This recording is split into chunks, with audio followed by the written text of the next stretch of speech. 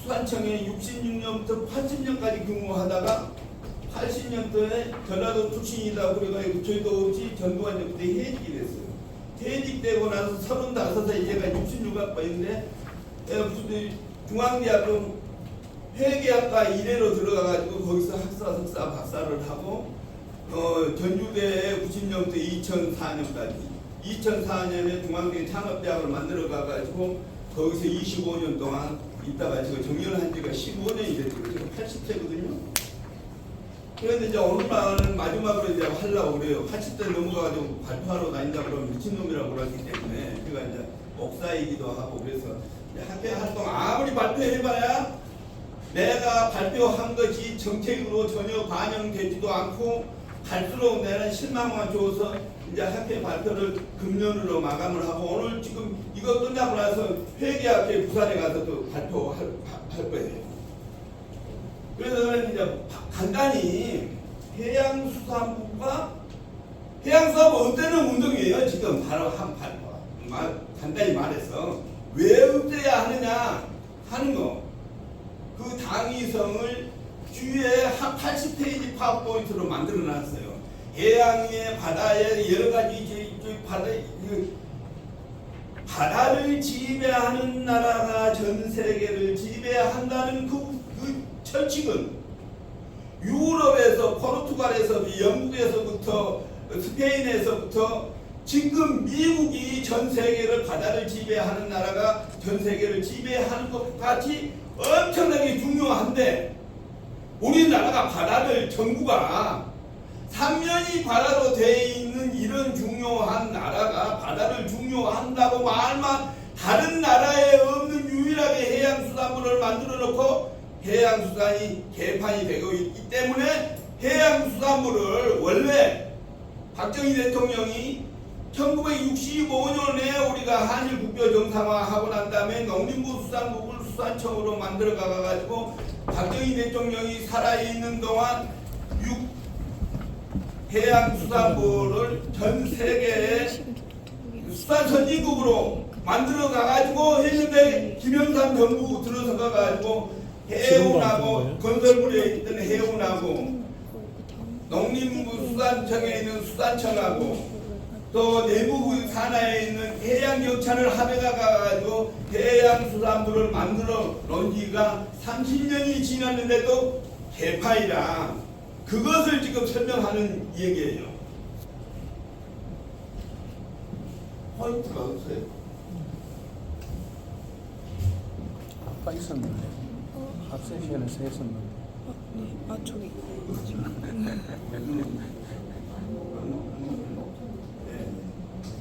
그래서 첫째 내용은 우리나라의 정치 경제적인 문제점이 뭔가 전반적인 정치 경제적인 문제점이 뭔가 또 두 번째 우리가 강력한 해양수산에 관련된 나라가 되려고 하면 어떻게 해야 하냐 해양수산 정책을 어떻게 해야 하느냐 하는 건 얘기고 또 세 번째는 요새 디지털 플랫폼 이런 나라 인공지능 시대에 지금 어떻게 대응을 해야 하느냐 우리나라의 수준은 인공 수준은 어느 정도 되느냐 하는 거다. 이런 상황에서 우리 해양수산부가 어디로 가야 할 것인가 하는 것을 다루는 과이기 때문에 공유한테 여러분들이 하도록 하고 이게 이 주어진 시간에 발표하도록 하겠습니다. 경제에 관한 거, 정치, 경제, 이런 코로나 이후에 이런 것들 세계 경제, 국내 경제 이런 게 빨리 넘어가야죠. 그리고 우리나라 이게 어렵다. 한마디로 말해서 어렵다. 우리나라 IMF에서 여러 가지 경제 성장에 관련되어 있는 여러 가지 분야별로 취약점이 뭔가 하는 거고 한국의 사회가 6.25 동란을 해가가지고 지금 이렇게 6.25 동란 그 시점에 1950년도에 우리나라의 GNP가 얼마였냐? 64배. 미국이 265불, 5배나 우리가 달았어요. 필리핀이 670불, 우리나라 10배나 잘 살았어요. 그랬는데 지금 현재 우리가 건국에 가가지고 6.25 고치고 산업화대가 가가지고 민주화 올림픽도 치르고 ICT 1인당 GNP가 마무리 넘어가가지고 지금 작년에 2023년에 3만 5천 일본을 능가했어요. 이런 상황으로 막 변해가는데 코로나로 엄청 세계 경제도 어려졌고 우리나라도 어려워졌다. 2017년 문재인 정부부터 최근에 윤석열 정부에서 나오는 거가 이거 딱 봐보 이거 꼭 읽어보세요. 시간이 없어. 첫 번째 문제는 세계 경제가 어려워진다. 그런데 정치가 경제를 발목 잡고 있다. 또 제일 문제 출산율이 박정희 대통령이 우리나라를 잘 했는데 한 가지 정책을 잘못했다. 하나만 잘 기르자 해가지고 그 저출산에 관련된 정책이 잘못돼가지고 지금 금년에 작년에 23만 명 100만 명씩 나왔는데 23만 명이 나가가지고 모든 것이 어려워져 있다. 그런데 한국의 노조는 민노총이나 한국노총이 전국의 노조 가입률이 10%밖에 안 되는데 이 친구들은 우리나라 경제를 생산성에 따라서 월급을 올려야 하는데 그렇지 않고 자기들끼리 10%도 안 되는 그런 것에 가입하는 노동자들은 1억 5천만 원의 평균 임금이 그런데 최저임금도 안 되는 2천만이 우리 이런 사람 전혀 고려하지 않고 있다. 이 노조를 개혁하지 않으면 안 된다. 회계 투명성이 개판이다. 우리가 세계의 10위권인데 회계 투명성이 제일 꼴찌 63위, 62위, 57위, 47위, OECD에서 최하하다. 이렇게 개판이다. 이번에 이 4월 20일, 4월 10일 날 총선을 했는데 나라가 이렇게 빨강 파랑으로 좌우로 이렇게 해졌다. 윤석열 정부 들어가가지고 23%, 21% 언제 보니까 21%. 이게 국민의 목소리를 전혀 무시하고 있는 여당이나 야당도 범법자들이 주도를 해가가지고 이 나라가 정치 경제가 개판이다. IMF 회계 투명성이 이렇게 제일 꼴찌다. 우리나라 학교 출산율이 100만 명씩 났어요. 70년에 101만 명 났는데 그게 92만 명, 47만 명, 지금 금년에 작년에 23만 명이 났다. 이걸 해결을 안 되면 안 된다 하는 거. 대학교를 졸업을 해야 스카이 대학을 졸업을 해야 취업이 안 된다. 취업이 안 돼가지고 이렇게 어렵다. 세계의 인공지능에 관련되어 있는 전자정부가 유엔에서 전자정부로서 세계 1위를 계속 20년을 하고 있지만 IT와 관련되어 있는 걸 앞서고 있지만 제대로 못하고 있다. 그러면 우리나라 사법, 행정, 입법이 제대로 되고 있느냐? 사법, 행정, 입법이 개판이다. 대법원으로, 국회로, 정부로 이거 제대로 평가가 안 되고 있다. 이런 거. 부동산 규제 이것도 개판이다. 공평하고 새로운 조세 정책 이게 말만 그렇지 엉망이다. 알아살림이 57조의 적자를 문재인 정부가 넘겨줬는데 윤석열 정부 87조로 해가지고 이거 법도 안 지키고 이런 나라. 우리나라에 단편적으로 이렇게 이것을 정치 경제의 문제점을 지적한다면 원칙 없는 정치, 경제 발목장, 노사 갈등, 소득 양극화, 복지 부동, 공직사회, 불공정, 낙하산 인사, 상권 분리, 비민주국가, 부정국배, 천국, 승자독식, 자아국제 이게 우리나라의 현재 문제점이다. 우리나라가 6.25를 거쳐가지고 우리가 올림픽을 치르고 우리가 65사불에서 3만 5천 불이 돼가지고 10위권이 돼 있는데도 앞으로 우리가 이렇게 잘못하면 우리가 필리핀이나 아르헨티나나 베네수엘라 같이 우리가 안 넘어간다는 보장이 없다. 정신 차려야 한다. 이런 여러 가지 문제들. 우리나라가 세계를 지배하려면 바다를 지배해야 한다. 바다를 지배해야 하는 나라 미국, 영국 이런 해양국가 중국, 일본 이런 나라들이 그 바다를 중요시해 가지고 하고 있는데 이런 나라가 하지 않는 해양수단을 만들어내는데 해양수단이 개판을 치고 있다. 이런 거 좀 시간이 없으니까 보세요. 말하기 싫어.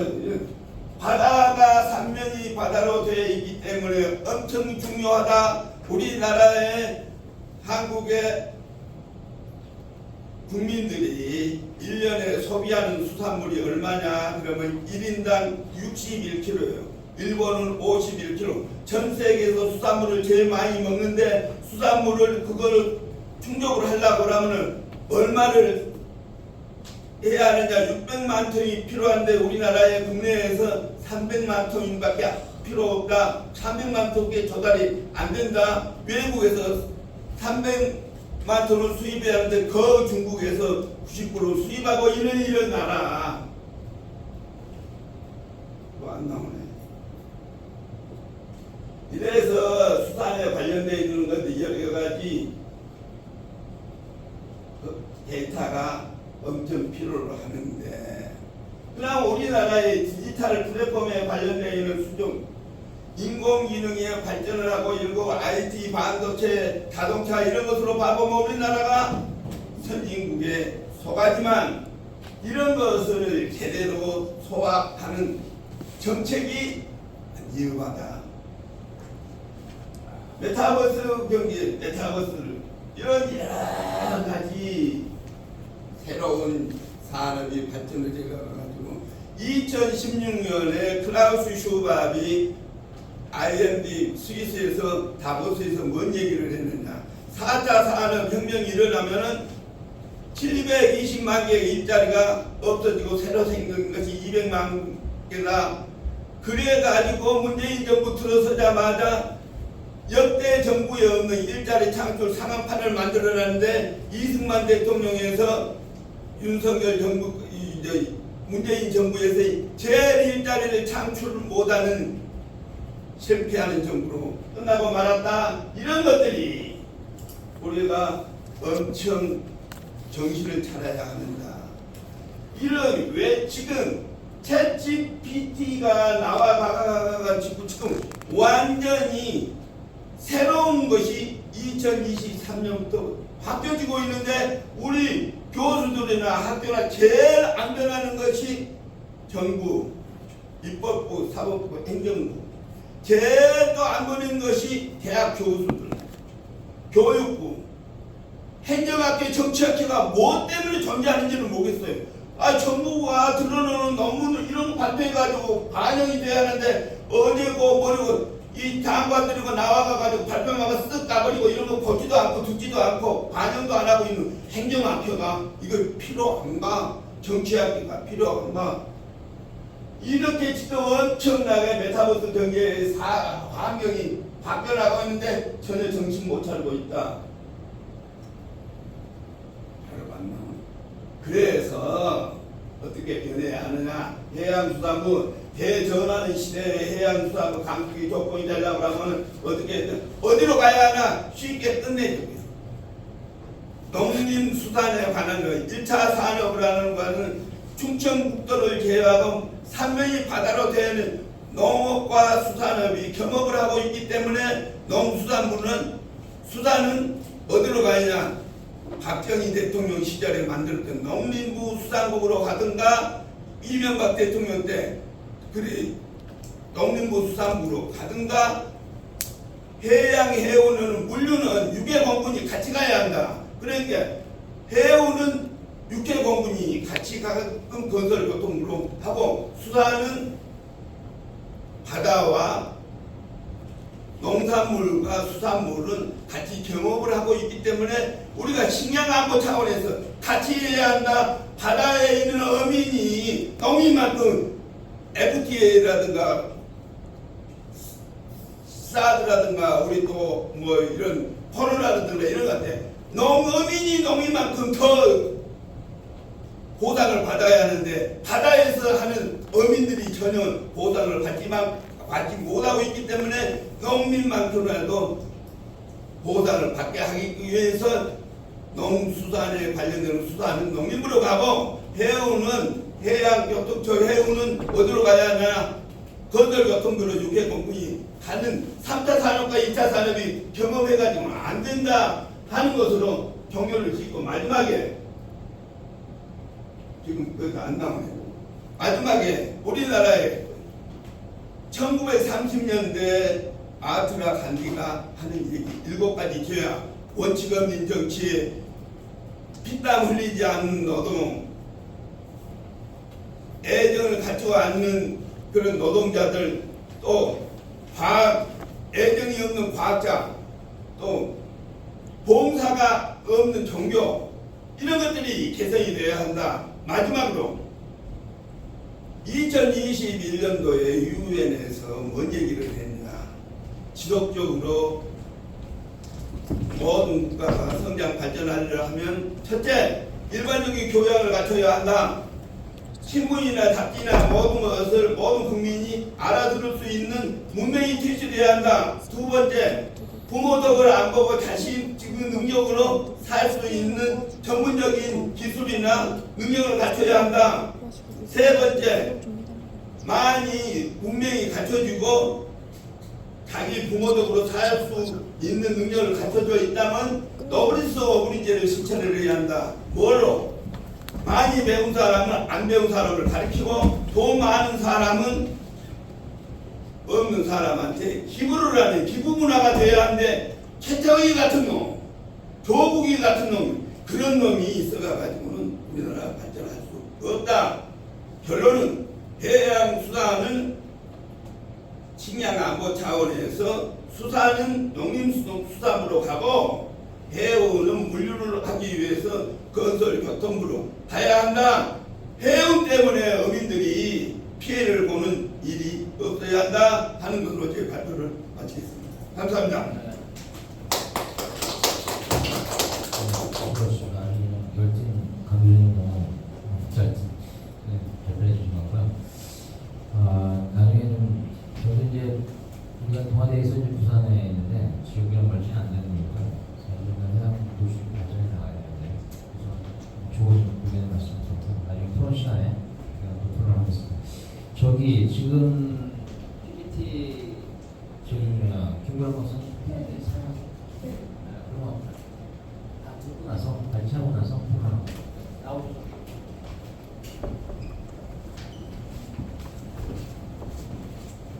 감사합니다. 제가 아무도 안 했어요.